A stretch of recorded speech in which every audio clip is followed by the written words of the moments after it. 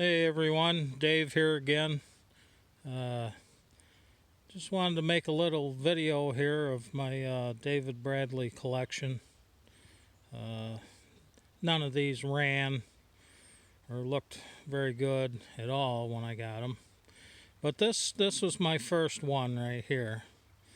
This is 5751, which is a 1946 model. And that's the one that kind of got me hooked. I worked on that and got her going and painted her up a little bit, painted up the implements that I got with it, but I'm just very surprised here that I haven't done as many of the letters on the hood. And this is a collection that I accumulated in about 2.5 years. And but that one right there was the instigator to everything. Got it about 4 miles, 3.5 miles from my house. It's a reversing model. Very nice little tractor, but then things snowballed from there. This is another 1946 model, and I did something different with that one. Was I left all the rust on it. I really didn't leave it on it. I sanded it all down and then clear coated it, and that had a set of hanging cultivators on the back for a garden. But it also has smaller tires. It's not the 616s. They're 550 16s, but they're considerably lower. And it's amazing, most all these, even being 1946, have the Allstate original tires. And we can't make a tire now that's 5 years old without being weather cracked. This one here, well, this is kind of a little cheater. It's got a Tecumseh 5-horse on there, but I do have a lot of the original engines yet that I've been repairing a little bit at a time. This has a spike tooth harrow, which I put a piece of channel iron across there about 6 foot wide and clamp it, and then use that to work my driveway off. It does a really nice job. And here's another original 46, although for you guys that know the David Bradleys well, this one doesn't have the slot coming straight in, but it's got everything else. The bolt straight through the hubs, the bracket on the bottom, the brace, engine support brace. I had to make my own little hood latch to hold the hood up in the air, but this one here was on a video before with my daughter starting it. There's some nice cultivators there. Now this one over here, she's got a Harbor Freight motor on it, and it's not because I put it on there. It came with it and didn't run. It had kind of a messy carburetor from all the ethanol, but it's not the greatest starting little engine in the cold weather. I had a snowplow on it before, but works good with the cultivator, and that's a big cultivator.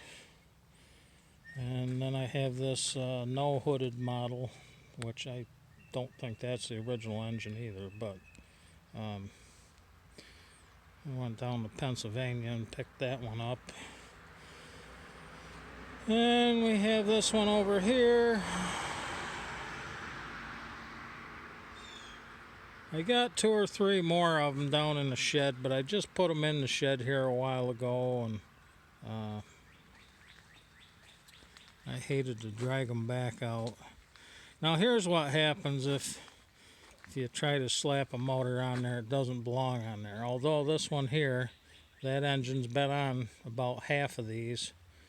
That used to be my old ditch pump engine. The engine runs great, but I rebuilt the pump a couple times, and got to the point where it was beyond rebuilding, but I saved the engine, and every time I picked up one of these with a engine that didn't run or was missing a lot of stuff, I'd just throw this engine on there and shake them down, make sure everything else functioned. And this one here's got a sickle bar mower on the front. But these hoods, the 5-horse Tecumsehs, if you want to put them on, you change the air cleaner a little bit, the hood will go down. But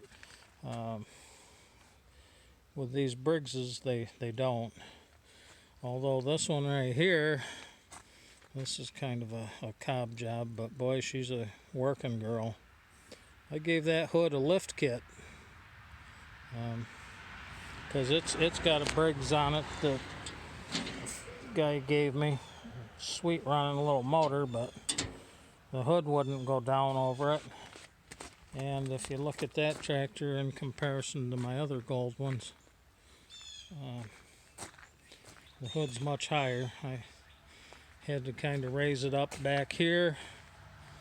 I didn't want to screw with the hood or do anything, so anyway, I put some 2x6s onto the fuel tank bracket and built that up so I didn't have to drill any more holes. But she definitely, this is the one I use to plow the garden with, and it works pretty good.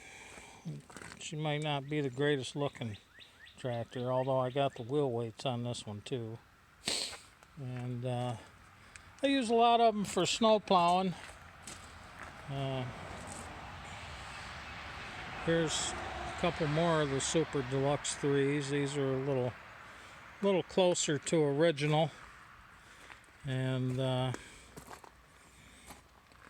but it is amazing. Look at them tires. I mean, they're probably, mid-50s tires right there, and barely any weather checking on them at all. Then I got my Super 575 over here, which has the big Wisconsin engine on it, and this was a no hooded model. The only thing that's not original on this tractor is that 5-horse Tecumseh plastic fuel tank.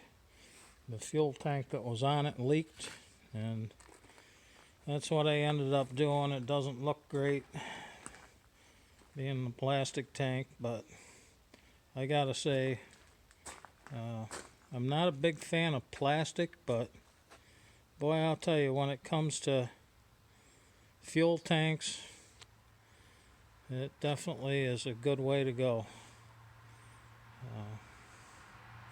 Anyway, that's most of my collection. Like I say, I got a few more in the shed, and I just didn't want to bring them out. All these, they all ran to the line. I got one sitting right over there with a snow plow on it and garbage bag over the engine.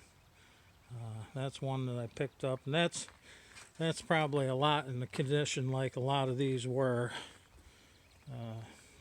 Pretty rough shape, but that one there,